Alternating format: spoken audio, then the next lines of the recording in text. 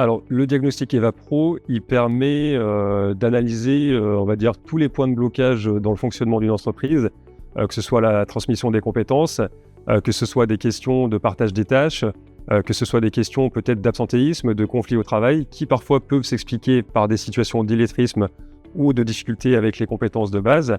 Et puis plus globalement, ça permet de réfléchir vraiment à son organisation.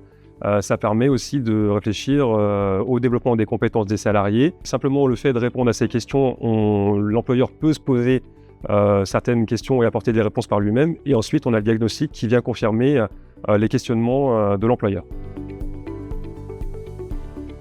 Un employeur, il peut identifier des consignes qui ne sont pas forcément appliquées, des stratégies d'évitement de la part de certains salariés qui ne se sentent pas en capacité de réaliser certaines tâches. Il peut identifier aussi, on va dire, une sous-performance par rapport à certaines missions qui peut s'expliquer par rapport à des problèmes d'illettrisme ou de compétences de base. Donc l'employeur, il va réfléchir sur ces sujets-là et il va pouvoir déterminer si ces problèmes viennent ou pas de soucis d'illettrisme.